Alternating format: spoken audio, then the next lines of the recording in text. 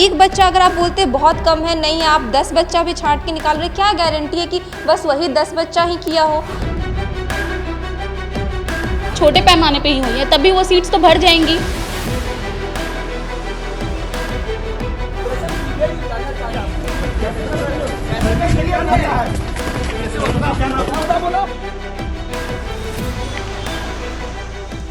देखिए एनटीए पहली बात तो अपनी गलती को मानने के लिए तैयार नहीं है।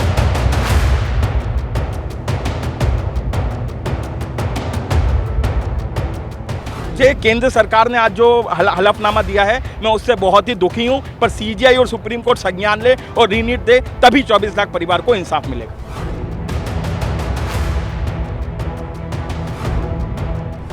और ये आईआईटी मद्रास वाले ये अनपढ़ बैठे हैं क्या वहाँ पर? इनको नहीं दिखता कि डाटा एनालिसिस से कहाँ पर स्टूडेंट कैसे बढ़े हैं, किस तरीके से बढ़े हैं।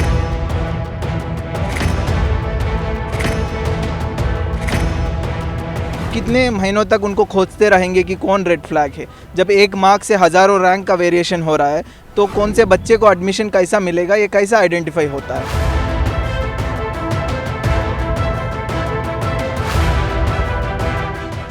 माननीय सुप्रीम कोर्ट को इसको निरस्त करके दोबारा एग्जाम लेने की आवश्यकता है।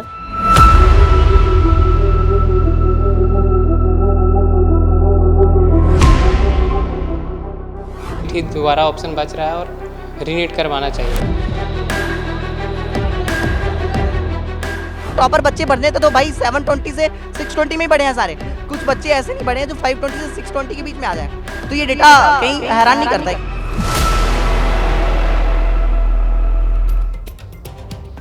पब्लिक इंटरेस्ट में नीट की देशव्यापी कवरेज का आज 29वां दिन है। सुप्रीम कोर्ट में आज भी नीट रद्द करने की मांग का मुकदमा लगा।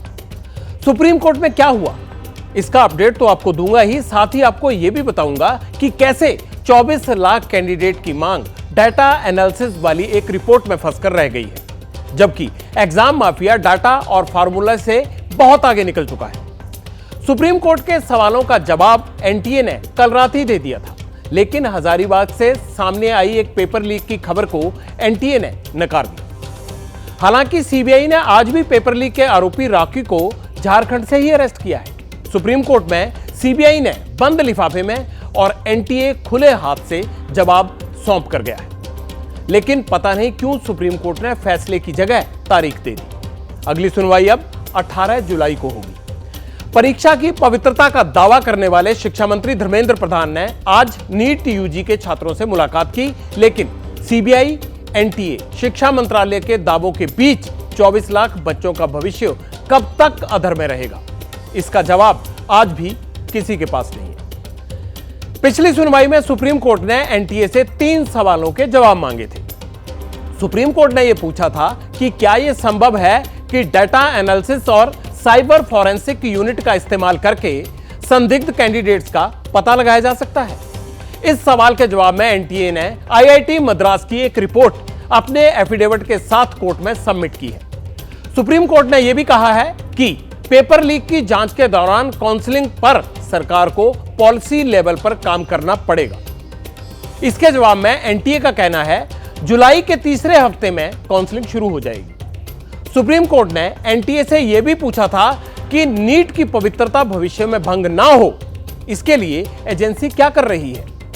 एनटीए ने कहा इसके लिए एक हाई लेवल कमेटी बनाई गई है। एनटीए ने मद्रास आईआईटी से नीट एग्जाम का लाई डिटेक्टर टेस्ट कराया है। लाई डिटेक्टर टेस्ट में मद्रास आईआईटी को क्या क्या मिला? क्या आईआईटी की रिपोर्ट से यह तय हो गया कि नीट का पेपर लीक नहीं हुआ था? नीट पर मद्रास आईआईटी की रिपोर्ट के परीक्षण से पहले नीट याचिकाकर्ताओं के वकील को सुन लीजिए। अगर ये मास पेपर लीक है तो उस केस में रीनीट होना चाहिए, हमारा यही कहना है कोर्ट के सामने। एनटीए ने ये कहा है कि ये मास पेपर लीक नहीं है, इस वजह से रीनीट की ज़रूरत नहीं है। तो ये सारे तथ्य जो एफआईआर्स वगैरह हुई है पटना में, ये सारे तथ्य उसमें खुल के सामने आए हैं कि एक दिन पहले ही पेपर अवेलेबल करा दिया गया था। तो इन सब बिंदुओं पे हम लोगों ने काफ़ी अध्ययन किया है और उसके बाद ये सारा पक्ष हम कोर्ट के सामने रखेंगे।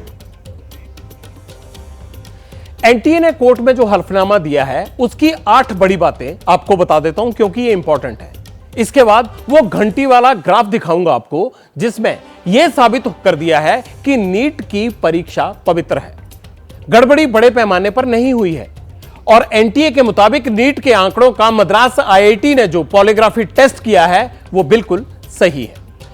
सुप्रीम कोर्ट में सबमिट किए गए हलफनामे में एनटीए ने नीट पेपर लीक की कथित टेलीग्राम वीडियो को फर्जी बताया है। 60 से ज्यादा टॉपर्स की संख्या पर एनटीए ने कहा है कि पहले टॉपर्स की संख्या 17 थी, लेकिन बाद में छात्रों ने फिजिक्स के एक सवाल का जवाब गलत बताया तो ग्रेस मार्क्स दिए गए। इससे टॉपर्स की लिस्ट में 44 कैंडिडेट बढ़ गए और संख्या हो गई 67। लेकिन 1563 कैंडिडेट के रीनीट के 5 टॉपर घट गए जब वो दोबारा एग्जाम हुआ और इससे फाइनल जो संख्या है वो है 61।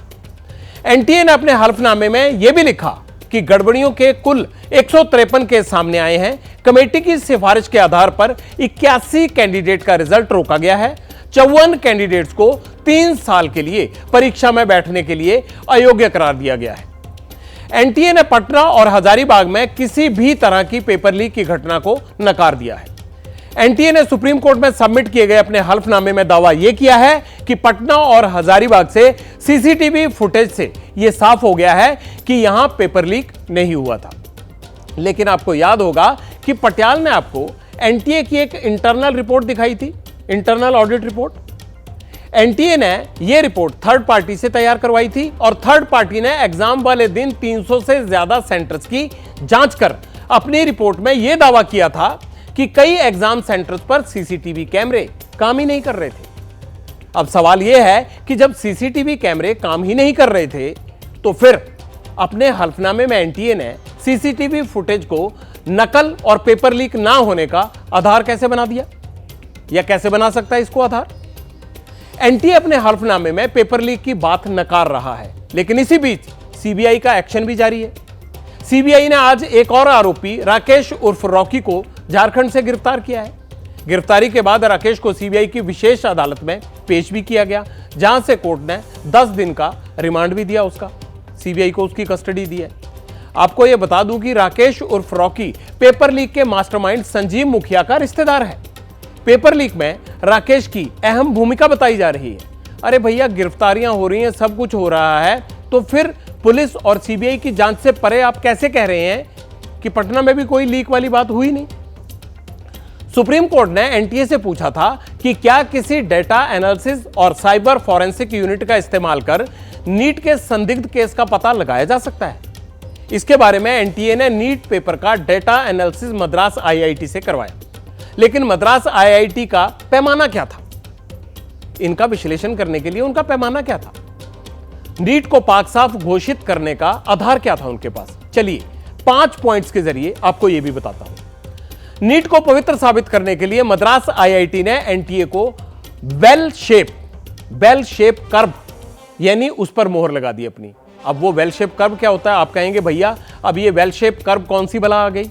चलिए आपको यह भी समझाने की कोशिश करता हूं कि वो क्या होता है। आपकी स्क्रीन में एक तस्वीर है, इसमें नीचे कैंडिडेट्स के नंबर लिखे गए हैं और बगल में कैंडिडेट्स की संख्या है। एनटीए का दावा है कि सफल प्रत्याशी पूरे देश में फैले हुए हैं, ये किसी खास सेंटर या जिले तक सीमित नहीं है। आईआईटी मद्रास का यह दावा है कि जब भी कैंडिडेट्स और मार्क्स के बीच ऐसा बेल शेप्ड कर्व तैयार होता है तो डेटा एक्सपर्ट ये मानते हैं कि परीक्षा पवित्र थी, सामान्य थी, उसमें कुछ भी एबनॉर्मल नहीं है। अब यह है पूरा बेल शेप कर्व का मतलब। मद्रास आईआईटी ने दूसरा एनालिसिस सिटी वाइज किया है। इस विश्लेषण में उन्होंने क्या कहा कि साल 2023-24 के 100 टॉपर्स के डाटा की पड़ताल की गई। साल 2023 के दौरान कर्नाटक में नीट के टॉपर्स की संख्या 1 थी, लेकिन साल 2024 में टॉपर्स की संख्या बढ़कर 5 हो गई। इसी तरह उत्तर प्रदेश में साल 2023 में 1 टॉपर था और 2024 में वो बढ़कर 4 हो गए। राजस्थान में साल 2023 में 1 टॉपर नहीं था, लेकिन 2024 में टॉपर की संख्या वहां पर 3 हो गई। तमिलनाडु में भी साल 2023 में एक भी नीट टॉपर नहीं था, लेकिन 2024 में टॉपर लिस्ट में तमिलनाडु से 3 टॉपर हैं। जहां से पेपर लीक का विवाद को जन्म हुआ उस बिहार में भी इस साल 2 टॉपर हैं, जबकि साल 2023 में वहां से 1 ही टॉपर था। मद्रास आईआईटी का कहना है अगर टॉपर्स का ट्रेंड देखा जाए तो वो देश के हर हिस्से से बराबर है। टॉप 500, 1000, 5000 और 60000 रैंक का भी एनालिसिस किया गया तो सफल कैंडिडेट्स का अनुपात बराबर ही निकला। ऐसा बिल्कुल नहीं है कि जिन जिलों में नकल के आरोप लगे वहां टॉपर्स की संख्या ज्यादा हो गई हो। मतलब पेपर लीक या गड़बड़ी के समर्थन में कुछ सेंटर से ज्यादा टॉपर आने की थ्योरी जो दी जा रही है वो गलत है। नीट की पवित्रता साबित करने के लिए आईआईटी मद्रास ने तीसरा हवाला 550 से 720 की रेंज में आए कैंडिडेट्स के अंक का दिया है। मद्रास आईआईटी का कहना है कि अंकों की यह बढ़त हर शहर और हर सेंटर पर नजर आई है। इसीलिए यह नहीं कहा जा सकता कि किसी विशेष सेंटर पर कैंडिडेट्स के अंक ज्यादा आए हैं, जैसा कि आमतौर पर प्रदर्शन कर रहे स्टूडेंट आरोप लगाते हैं।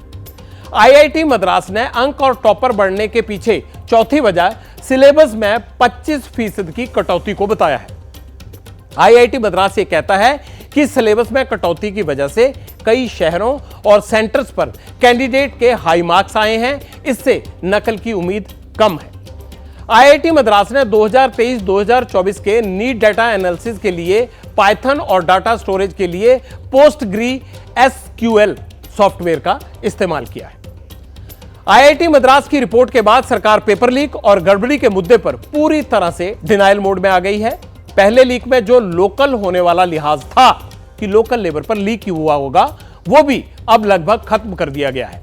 मतलब अब सुप्रीम कोर्ट को यह तय करना है कि वो रीनीट करवाए या फिर नीट पर मोहर लगाए। इस बीच कैंडिडेट्स को काउंसलिंग की टेंशन सता रही है। एनटीए का कहना है कि जुलाई के तीसरे हफ्ते से नीट की काउंसलिंग शुरू हो जाएगी। काउंसलिंग 4 राउंड्स में होगी। किसी कैंडिडेट का रिजल्ट कैंसिल होता है तो उसी आधार पर काउंसलिंग के सीट एलोकेशन किए जाएंगे। अगर तीसरे राउंड में पहले कैंडिडेट का रिजल्ट कैंसिल होता है तो पूरी काउंसलिंग पर उसका ज्यादा असर नहीं पड़ेगा।